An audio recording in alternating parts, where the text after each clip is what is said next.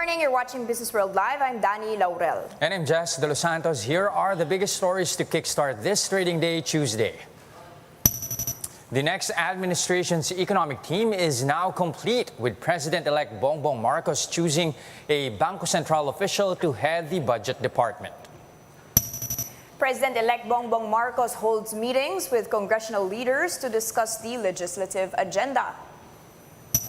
With the 18th Congress adjourning this week, more officials press the Senate to ratify the RCEP deal.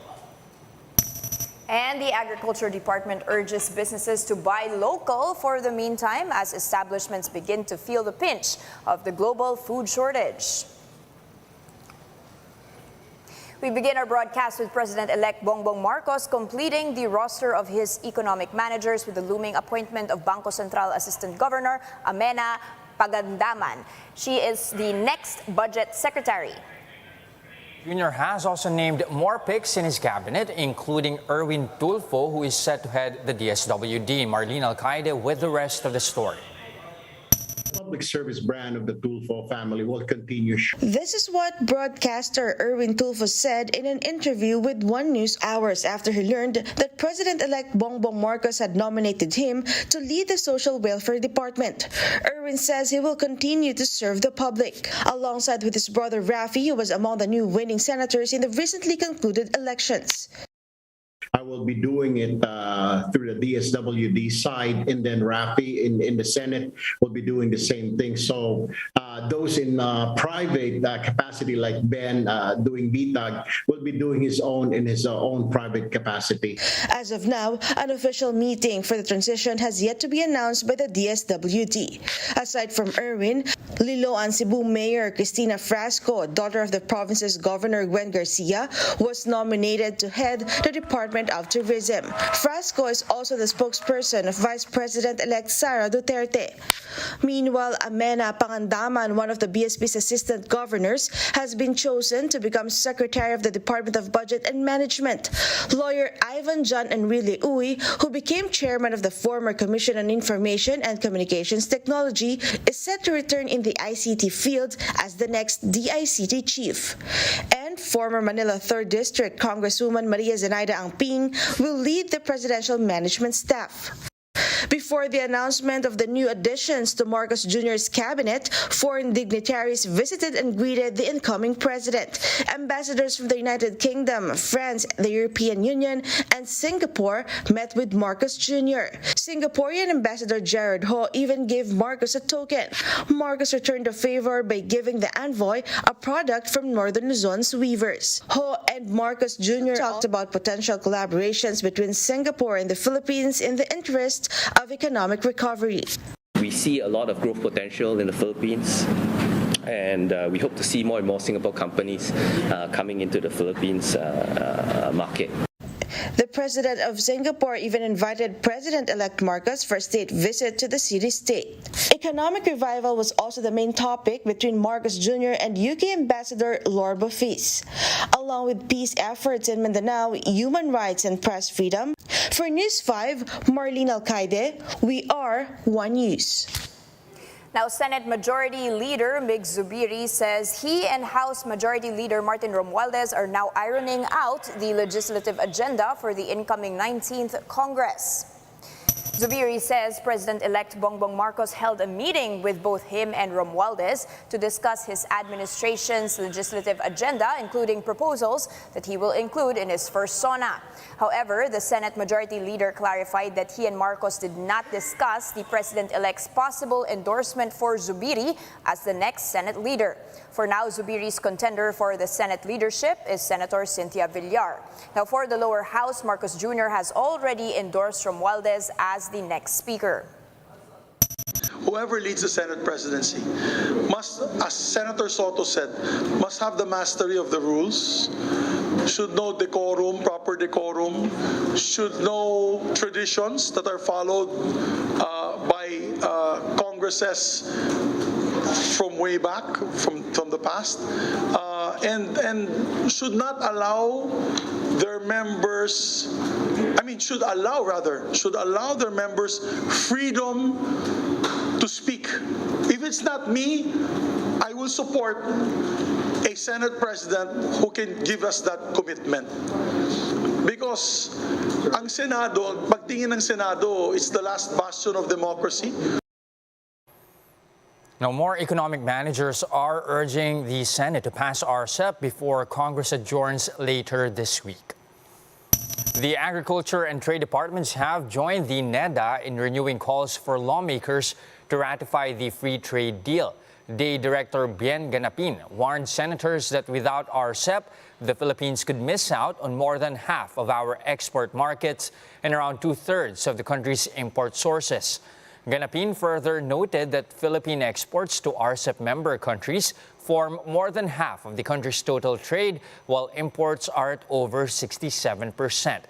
Senators have tackled the RCEP during the plenary, but gave no assurance of its ratification before the last session of the 18th Congress adjourns this week. And in a Viber message to Businessworld, Senate Foreign Relations Committee Chairman Coco Pimentel simply said they will, quote, do their duty, pass or fail.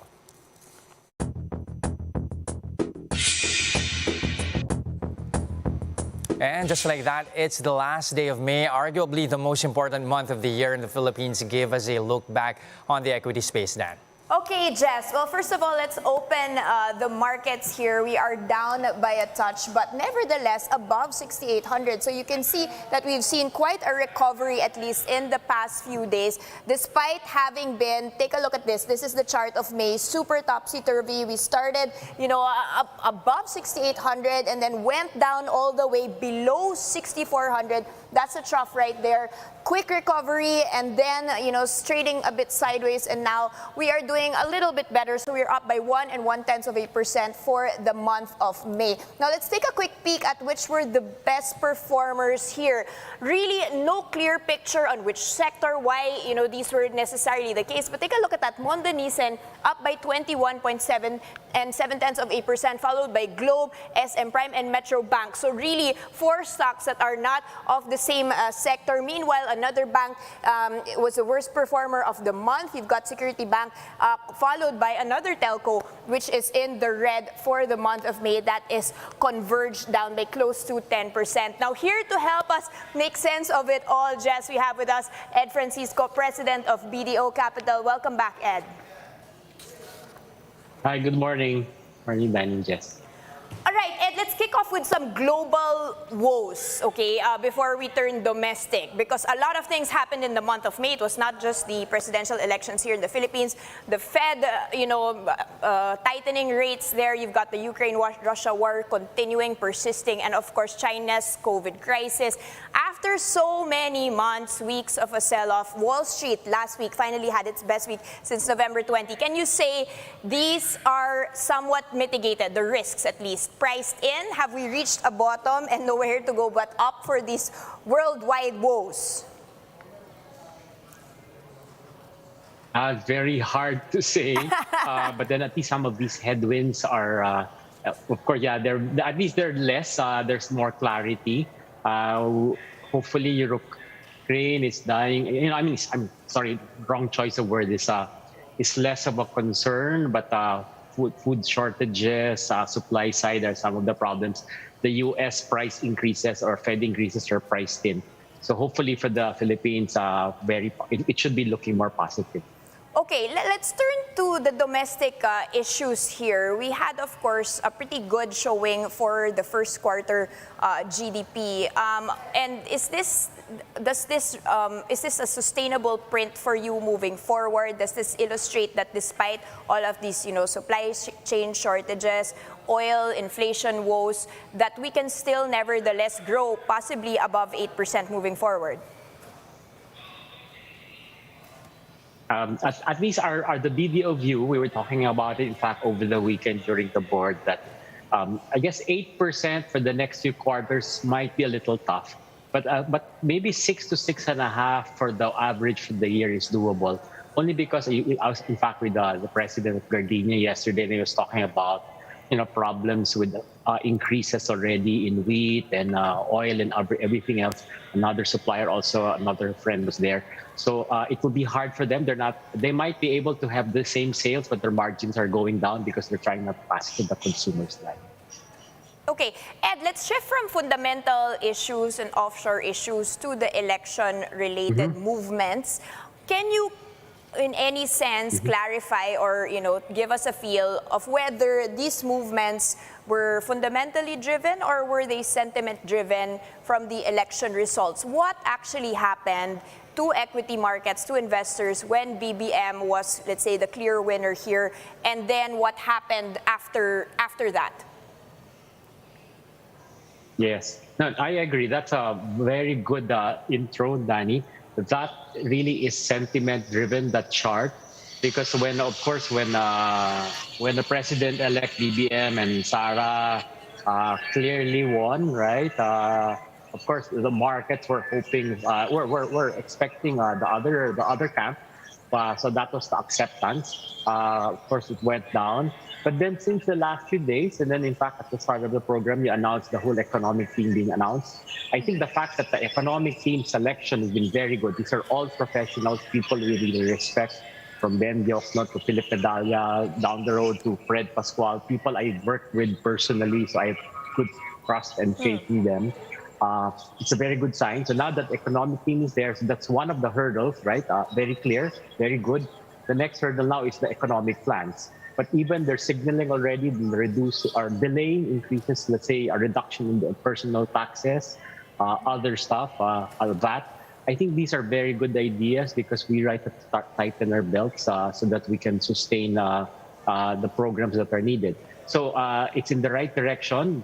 Good team, good plan so far. We want to hear more, but at least I think even the foreign markets are listening, and they are at least it's positive. So that's my view, and I'm more optimistic now also. Okay, excellent. And sir, which sectors are you watching out for? Are there specific sectors that might benefit from the plans so far that have been unveiled by the new admin, or perhaps for some interesting place that the economic managers are really watching out for? Okay, in terms of sectors that will probably benefit, admittedly, of course, real estate in a way is already benefiting because of, sales have picked up again. And then, of course, the real estate conglomerates with malls, their profits have more than doubled because the malls are open, people are buying, but even their sales construction is moving again, one. Second, I think I like also the power side because of growth. There'll be a lot of growth needs, right? Power needs. So whether it be the Aboitiz, whether it be Meralco, all other companies should be doing well. I'm a little concerned with consumer because there'll be demand. Of course, people are going out, they're consuming. But because of the shortages, and more expensive, feedstock, they might not be able to pass it. But in terms of demand and sales, I'm there. So if they're able to hedge that, or that's fixed later on, that should be doing well. And then, of course, the banks should be doing well. Of course, priced in naman yung increases, but we have our loan books growing. And then, of course, our loan portfolios, our NPLs are in control. So that should also be a very good sector. So overall, I think there's a lot of positive trends and signals for us to look forward to. Okay, and finally, sir, just looking at this chart here, mining and oil in the year to date up by 25%. Does this still have room to run? Is this directly linked, of course, to the Ukraine-Russia war, or will there be some policies locally that might be favoring the sector? Okay, very good point. In fact, I'm working with Felix. In fact, we're doing a stock rights because we're optimistic that this new administration is going to be open to mining in general and resources. We think it's very critical with the needed revenues. Mining done well, of course, with getting all the stakeholders to buy in can help raise our GDP an extra 1%. So I'm very positive. We're looking forward to that. Other companies are looking into it, trying to reopen their mines, and of course, nickel is doing well. even coal, although some people don't like to think about coal, but coal and oil prices remain high. So it's also good for the Semeraras of the world. All right, so clear sector picks there from Ed Francisco of BDO Capital. You've got the mining, responsible mining though, power sector, and the property and banks sectors there, hopefully benefiting from the new administration and economic team. Thank you so much, Ed Francisco, President of BDO Capital. Now pausing for a quick break, but coming right up after that, we'll get to know how one homegrown luxury brand is addressing the issue of environmental waste in the country. More of that and other stories when Business World Live returns. Stay with us.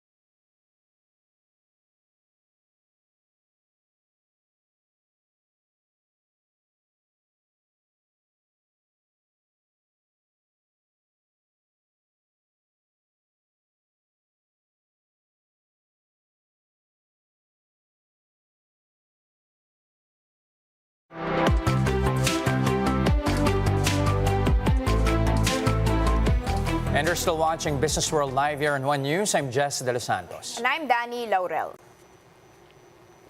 Now, many local restaurants are starting to feel the pinch of the global freight crisis. They are now starting to limit some items on their menu just to keep up with the demand. Shaila Francisco with the details. It's been more than a month since this fast food chain offered regular fries. In a statement, McDonald's Philippines explains that medium and large fries remain unavailable due to the global freight crisis. Other restaurants are also having a hard time sourcing supply due to limited stock. The Agriculture Department explains that there is a global shortage of chipping potatoes used by some businesses. However, the problem is not limited to fries. This donut store is also halting operations due to shortage in flour. Meanwhile, a fast food restaurant also flagged a shortage in chicken oil, while this burger place also ran out of patties, they have no choice but to increase prices by 7 pesos. Resto PH explains that aside from the limited supply, deliveries are also delayed. Shipments take longer, more than a month to be exact, up from the usual 1 to 2 weeks. Fuel prices, conflicts in Ukraine, global shipping crisis, that plays a large part in getting products on to you on time and at sufficient acceptable cost. For its part, the DA said they are monitoring 16 countries that have banned exports worldwide of several products. This include wheat, oil, sugar, beef, potato, flour, among others. Shaila Francisco, WR1 News. Now, amid issues in the global food supply chain, the Agriculture Department says the country has the option to buy local for now, but the budget for this is limited. DA Assistant Secretary Noel Reyes told The Big Story that the government has programs that aim to allow the country to stick with local produce and temporarily halt reliance on imports. These include the Plant program and other subsidy measures for farmers. Reyes, however, admitted that the budget allotted for these programs is not enough. Nag-launch tayo ng Plant 2 wherein naaprubahan naman ni Presidente nung a month ago yung budget for that, no? Kaya lang limitado. So again, yung fertilizer subsidy, yung fuel subsidy, mariculture 1 billion, food mobilization 1 billion, 6 billion sa fertilizer subsidy, 1.1 billion sa fuel subsidy, and yet kulang ito. Kailan talagang magkumahog tayo. With environmental waste as one of the most pressing issues in the country, Infinite Legacies TV docuseries will soon release its 3rd episode featuring Philux founder and managing director Stephanie Gonzalez and her efforts to address this problem. Now, Philux is a homegrown luxury furniture label which champions Filipino craftsmanship and design sensibilities. Philux, together with Smart Infinity, has also partnered with Green Ants Builders, a company which repurposes waste into construction materials. They create sustainable and environmentally responsible communities, which aligns with Gonzalez's personal advocacy. Now, Infinite Legacies is an ongoing docuseries of Smart Infinity in partnership with Signal, which pays tribute to today's inspiring change makers and how they contribute to their respective industries. The next episode will be airing on June 5, that's Sunday, 7 p.m. here on One News channels 8 and 250. Now, to talk more about her advocacy and how she infuses that to her luxury furniture brand, we have on the show Stephanie Kinley Gonzalez, Philux founder and managing director. Stephanie, good morning. Thank you for joining us. Hi, Jess. Hi, Danny. Thank you for having me this morning. Thank you, of course, for joining us. Again, like we mentioned in the report earlier, advocacy really is creating sustainable and environmentally responsible communities. How exactly do you infuse that with your furniture business? Well, as a creative entrepreneur, I'm always trying to bridge the gap between profitable business and sustainable practices. Sustainability has really always been a core value at Philux, and we're always working towards reducing our environmental impact, whether that be through more conscious engineering when we design our products, or ethical sourcing of our raw materials, or lastly, through upcycling, which is what the Smart Infinity docuseries is highlighting, our partnership with Green Ants. Okay, Steph, give us an idea of, exactly how can we label a furniture piece as environmentally conscious or sustainable? Does it have to be, 100%, the supply chain has to be 100% ethical, has to be 100% zero waste, has to be 100% recyclable? How can we know that when we're purchasing something, we're doing good for communities, where it's okay, to purchase this furniture, especially with so many choices on e-commerce, in many different stores. Mm-hmm. How can we be more environmentally conscious in making decisions in furniture purchasing? Danny, that's a really great question. I think it's really understanding the brand that you're supporting, and it's very important for businesses and their to be very transparent about where they stand in their sustainable journey. It's never going to be perfect because at the end of the day, you have to be a profitable business, but being more conscientious and more aware of these different steps to take, that's something businesses need to talk about more and share with their client base. And so we really make that part of our branding message. We, first and foremost, our main raw material is solid wood. And we make sure to tell our clients that our wood is coming from FSC Forest. FSC stands for Forest Stewardship Council, and it's a way to label more responsible managed forests. And so this is one step. Something else that we do is we really try to upcycle some of our plastic waste, and that was our partnership with Green Ants. I discovered this social enterprise several years ago, and since our partnership, we've managed to upcycle approximately 1,500 kilos of our retrieved single-use plastic. They have basically consolidated our plastic and converted them into eco bricks. And this is something, it's part of the story that we like sharing with our clients, and it's something very important for our client base to understand when they come to our shops and they support our designs. Go ahead. Steph, more on that advocacy. Give us an idea. I mean, what happens to this eco bricks? Who benefits the most from this campaign of yours? What's very interesting is, so what they do is they capture our retrieved single-use plastic waste, they shred it, and they turn it into bricks for building schools or other infrastructure. So then, there is that ripple effect where you impact positively other communities. Within Philux, it's really created a lot more social and environmental awareness, which is for me so important. Awareness starts with education, and that's really where change happens. Okay, Steph, I'm very curious to know, at what point are we in the Philippines with the government, with regulation, in terms of pushing for sustainable sourcing, especially, of wood? Are there regulations already that we should be sourcing from FSCs? Are there means to have this not just in one company, but throughout the industry, like have a real change in the furniture industry? Well, it's quite a challenge, Danny, because responsible forestry is a very sensitive topic. Right now, we essentially have to import our wood because it's very important for us to carry that FSC label. But more and more with the support of DTI and with expos like CITEM, people in the industry are really able to exchange ideas and to find ways on how this can be a more long-term solution and a more green direction for our industry. All right, definitely a long way to go there, but at least we have taken those small steps to at least achieve sustainability even in the furniture making business. Again, we will, of course, know more about your advocacy and your story, of course, on Infinite Legacies. Your episode will be airing on June 5. That's Sunday, 7 p.m. Thank you very much for your time this morning. Stephanie Kinley Gonzalez, founder and managing director over at Philux.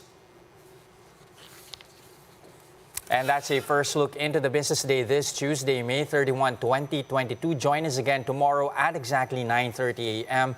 You can also catch us on Signal Play. Register for a free account now at www.signalplay.com and stream One News Live anytime, anywhere. I'm Jess De Los Santos. And I'm Danny Laurel. Mask on, wash hands, stay safe, Philippines. We are One News.